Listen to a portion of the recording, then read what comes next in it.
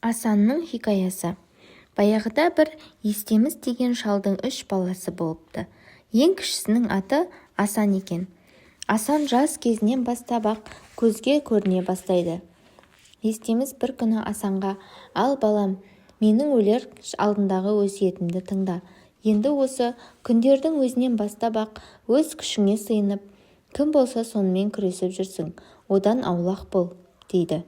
Күні жетіп, Естемес өледі. Естеместен қалған 3 баласы ендігі күн көру амалын ойласады. Бір күні аңшылықпен айналысып жүрсе, Асанның алдынан 3 атты кісі шыға келеді де Асанға дүрсе қоя береді. Асан үшеуіне де тойтарыс беріп, аттарын құралдарын тартып алып, өздерін өлтіреді. Сол ауылдың ханының 3 қызы болады. Хан қызын ұзатуға кісі шақырады да: «Осы қыздарымды дәу қара тасты қақ жарған кісіге беремін», деп жариялайды. Кезек күткен жігіттер тасты қақ жара алмай, ақыры кезек Асанға келеді. Асан ханның шартын мүлтіксіз орындайды, бірақ қызын хан оған бергісі келмейді. Сөйтіп оны әртүрлі қиын жұмыстарға жұмсайды.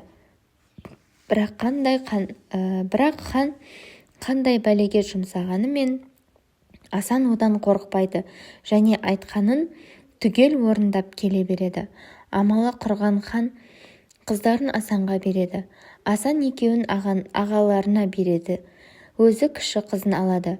Сөйтіп жүргенде ағаларының көңіліне қара шауып: «Бәріміз бір тудық, осы Асан бізден қалай артық болып жүр», деген пікірге келеді. Сонымен ағалары Асанды қалай өлтіру тәсілін құрастырады. Асан әйеліне барлық сырын айтатын шығар, содан сұрайық, деп келісімге келген ағалары. Келіннен сұраса, келіні Асанның жаны кеудесінде емес, басқа жақта екенін айтады. Сонда ағалары бұлай өлтіре алмайтынын білген соң, ең болмаса қор болсын деп, Асан ұйықтап жатқанда ортаншы ағасы босағада қылыш ұстап тұрып, «Үлкені елге жау шапты», деп айғай салыпты. Ұйқылы ояу Асан тұра жүгіргенде ортаншы ағасы қылышпен салып қалады. Қылыш Асанның аяқтарын қырқып түседі. Асан осындай халде болған соң, ағалары келінін алып, інісін жұртқа тастап көшіп кетеді. Асан еңбектеп далаға шығып отырса, бір кісі киік қуып келеді екен, бірақ ұстай алмайды. Асан шақырса, әлгі кісі қасына келеді. «Не қып жүрсің?» деген сұраққа: «Қолым жоқ, аң қуып жүрмін, бірақ ұстай алмаймын», дейді аңшы. Сөйтіп, жаңағы келген адам мен Асан бірігіп киік аулап күн көріпті. Бір күні жақын ауылда той болады. Сол тойға Асан және қасындағы досы екеуі бірге барады. Тойдан келе жатса, алдынан бір қыз шығады. Оны Асан ала қашады. Қызды өз мекеніне алып келген соң: «Ал қарындас, біз саған ештеңе қылмаймыз, тек қана нанымызды пісіріп, көйлектерімізді жуып бересің», дейді Асан. Сонда әлгі қыз Асанның қолында тұра береді. Бір күні қыз отты сөндіріп алып, енді қалай жағарын білмей отырғанда, алыстан от көрінеді. Барса, от басында мыстан кемпір отыр екен. Қыз барып, мыстаннан от алып қайтады.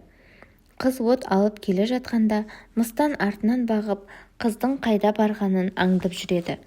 Ертеңіне Асан кеткен соң, мыстан жетіп келіп қызға: «Қызым, басынды қарашы», дейді де қыздың балтырынан қанын сорып жата береді. Асан келерден бұрын кетіп қалады. Сөйтіп қыз күннен күнге арый береді.